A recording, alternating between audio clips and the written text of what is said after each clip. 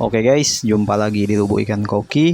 Di video kali ini kita akan membahas tentang bagaimana membangun bakteri di media biologis kita. Sebelum lanjut, bantu channel kami guys biar tetap bertahan dan kita akan selalu berbagi tentang perawatan dan kesehatan ikan mas koki. Caranya klik tombol suka, subscribe, dan jangan lupa loncengnya dinyalain.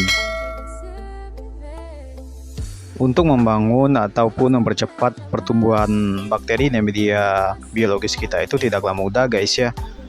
Mungkin teman-teman bertanya-tanya juga ya, ada juga sebagian konsumen kami itu menanyakan sebenarnya apa manfaat dari bakteri yang ada di media biologis kita.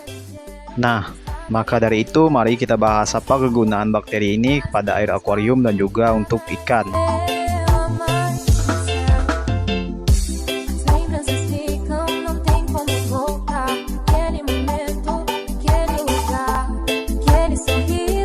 Yang pertama, fungsi dari bakteri ini untuk mengurai pasukan amonia yang terkandung di air akuarium kita. Sebenarnya, air akuarium itu mau sesehat apapun, mau sebening apapun pasti mengandung amonia. Hanya kadarnya saja yang berbeda-beda. Yang berbahaya itu ketika kadar amonia ini tinggi di air akuarium, maka sudah tentu pasti ikan sudah tidak nyaman di air yang mengandung amonia yang tinggi. Yang kedua, fungsi dari bakteri ini adalah menyehatkan air akuarium. Ketika kita tidak water change sekitar 5 atau 6 hari, itu kualitas air tetap terjaga dan juga ikan tetap nyaman dengan air yang ada. Amonia ini kan terjadi ketika kotoran ataupun sisa pakan ikan yang sudah menyatu dengan air akuarium kita itu tidak bisa kita hindari. Apabila kita memberi pakan, sudah tentu pasti akan mencemari air di dalam akuarium. Begitupun kotoran ikan mas koki, memang sudah alaminya seperti itu. Nah, untuk mengurai amonia ini kita membutuhkanlah tadi itu namanya bakteri ya. Ketika air melewati media biologis atau batu-batuan, maka rombongan amonia ini akan dicegat oleh pasukan bakteri yang ada di media biologis kita. Dan bakteri ini akan mengurai amonia hingga air akan menjadi sehat kembali.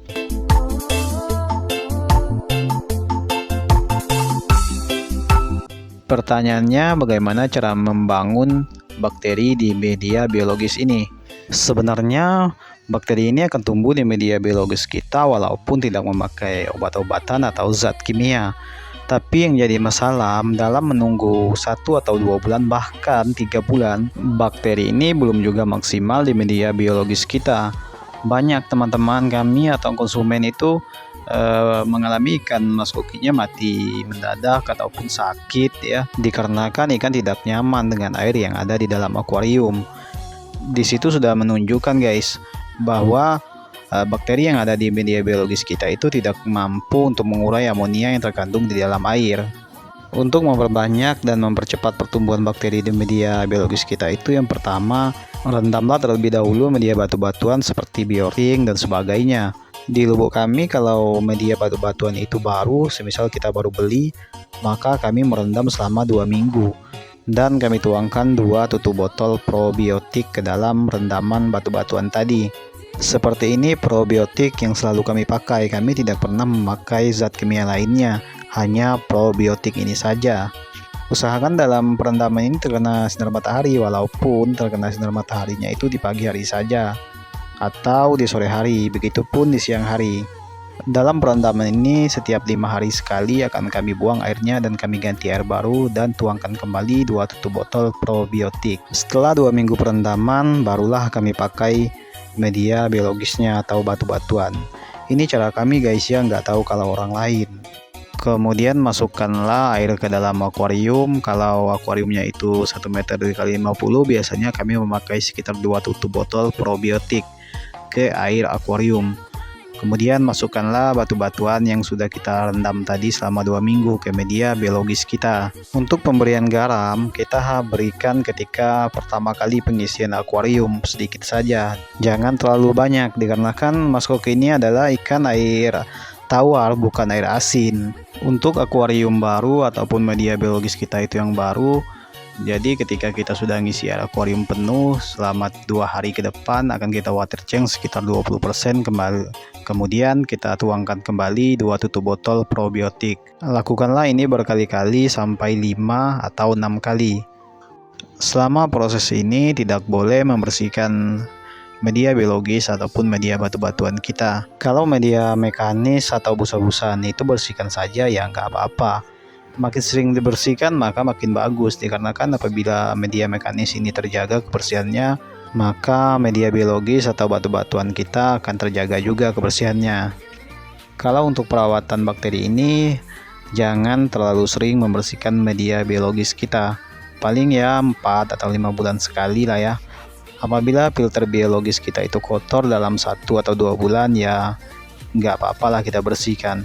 Paling dialirin saja air di media biologis, jangan sampai digosok-gosok. Apabila digosok-gosok, apalagi dijemur, maka bakteri yang ada di media biologis ini akan hancur dan mati. Kalau akuarium kita itu sudah lama dan juga media batu-batuan atau biologis itu sudah lama juga, ketika kita nguras ataupun water change di akuarium, lakukanlah pemberian probiotik sekitar 2 tutup botol. Ini pemberiannya tidak terlalu rutin juga ya, hanya ketika kita water change atau seminggu sekali, dan juga apabila kita kuras, hanya itu saja yang kita berikan probiotik. Beda sama akuarium baru atau media biologis yang baru tadi, 2 hari sekali kita akan water change 20%, kemudian ditambahkan 2 tutup botol probiotik. Dan perlu diingat teman-teman itu harus memakai media batu-batuan itu ya banyak ya, jangan terlalu sedikit. Dikarenakan ada juga konsumen kami di media filter yang hitam itu kecil.